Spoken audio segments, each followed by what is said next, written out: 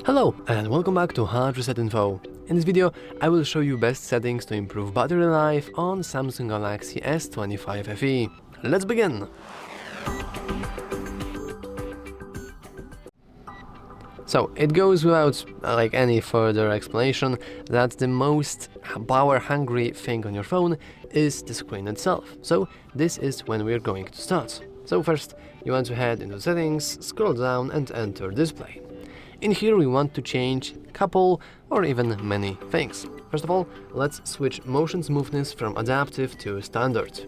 This way our screen will only get half the refresh rate, still being 60, and don't get me wrong, it's still very smooth, and the probability that you will actually see a notable difference are very small, and yet you will have the usage of the screen basically, which is very, very cool. But of course, that's not all. We can disable adaptive brightness and generally try to keep brightness level off, or relatively small, though I will bump this up so you can guys see something on our video.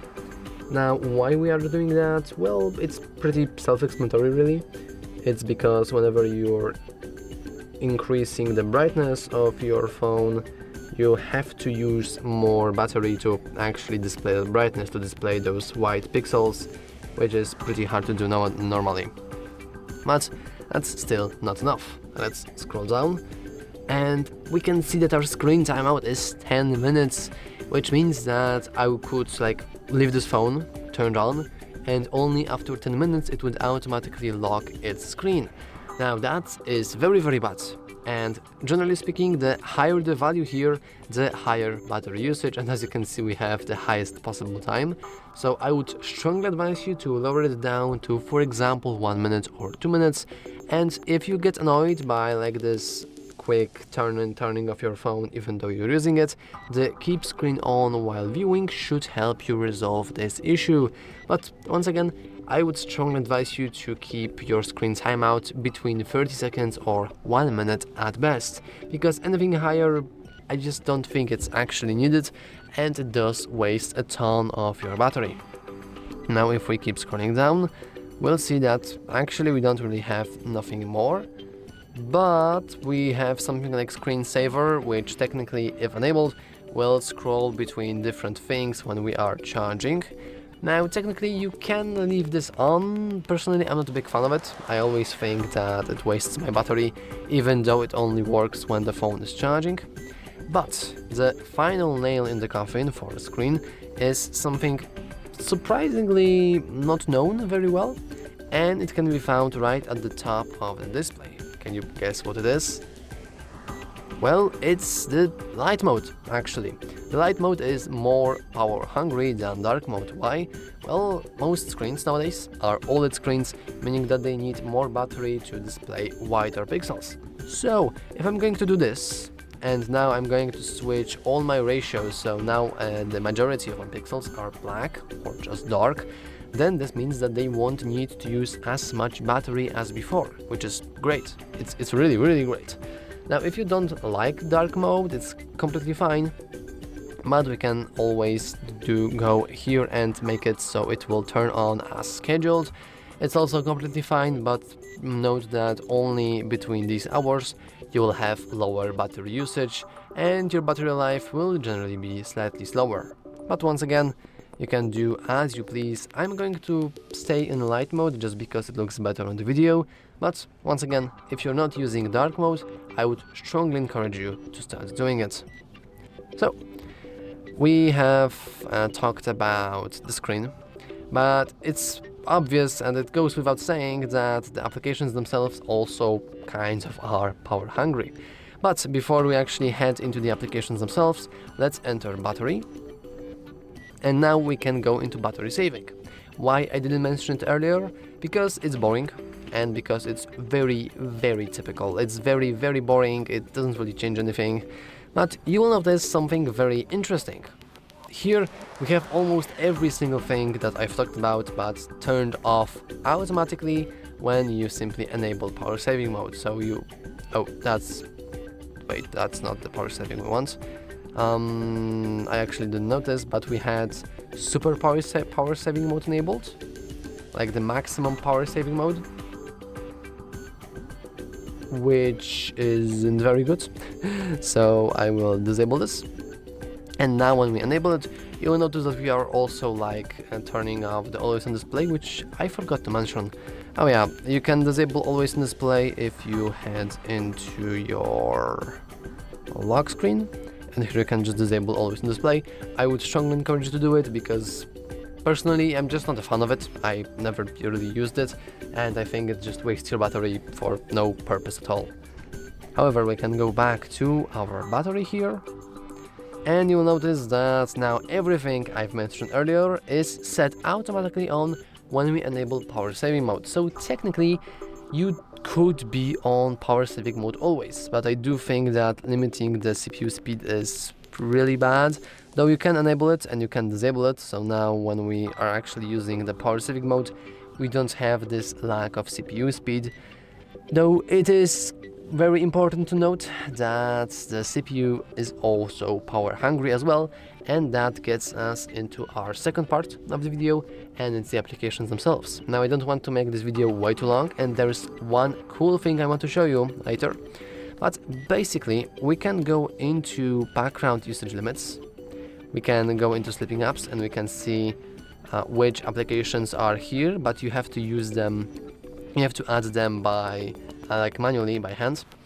and this way this application is now sleeping, so it will run in the background only occasionally, and the updates and notifications may be delayed. As you can see, I have Instagram here, which means that this social media application, and generally speaking, social media applications are a huge power waste. Like, they always try to run on your background, always try to update themselves, update the feed, send you like some notifications or whatever. They are very, very power hungry. And if you want to actually see how much power they've used, we can see that here, so we can view details. And you will notice that I'm not actually user here, so I'm just using the One UI Home, which you see always. It's basically your screen. But you can see that like camera also used some battery percentage, but this is not anything big or grand. However, I have seen like my friend's phone many times, and like TikTok was eating about 40% of her battery, even bigger, and that is just not good, man. Like, even if you're not using it that much, you're just still wasting your time. So that's the first thing. But you want to really limit its background usage so it won't eat as much battery. But how can you do it? Well, luckily that's very, very easy. We can head into our applications, which are our right here. And let's find application that we want to limit. Let's say it's Facebook, because Facebook is also a social media application. Now in here, we can simply go into battery, which is right under usage. And now we have that its background usage is optimized. And I would strongly advise you to actually set it as restricted. And thanks to that, it won't really work. Like, it will still work, but it will work poorly. It won't really run in the background, it won't eat any kind of your CPU. And generally speaking, you want to set it as restricted to as many applications as you want, though note that some social media apps may break because of this. Okay, so I've talked about screen, I've talked about applications, and I think there's a big elephant in the room I haven't really mentioned, or I did, but not directly, and it's the power saving mode itself. You may have asked me, but hey, Mr. hardreset.info, why can't I just enable the power saving mode? And you can. You can enable power saving mode, and you can have it on all the time, always. But I know many people are actually not a fan. Maybe you want to have your power saved, but you're not a fan of dark mode, or you want to have smooth screen, or you want to have your CPU speed at 100% because you're a mobile gamer. There's many different things.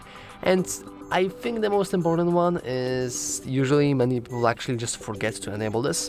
So now I will show you how you can set it so the power saving mode will enable automatically.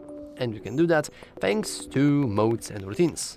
I don't want to waste too much time on the modes and routines because I have full-on tutorial on our channel for this, but you can just follow along and you should be good to go.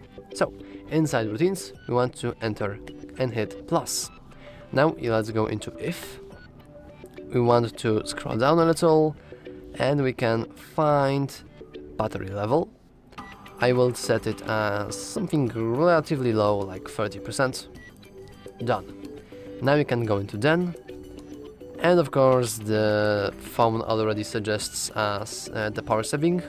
We can ignore this because you can also find it in battery, power saving mode. Let's enable it. Now we want to make sure that when routine ends, we return to status before routine ran, so let's hit done. And now we want to hit save. We have battery level, so we can rename this to something else like low battery. With an exclamation mark, it doesn't really matter. I will set it as like this red-ish button. And now we have an automatic routine called low battery. I know that this was kind of fast, so let me get quickly over how it works. And it's very easy. When our battery drops below 30%, we enable power saving mode. Always, like every single time our battery is below 30%, the power saving mode is enabled. And when we when we charge up our phone, and when we, let's say, when we have the battery charged up and it's higher than 30%, then the battery, the power saving is turned off. And that's literally it. With that simple routine, you have saved unimaginable amount of battery just because the power saving mode now turns on automatically. Now, once again, if you are interested in learning how routines work and how to use them for yourself, you can always watch my tutorial on our channel for this topic.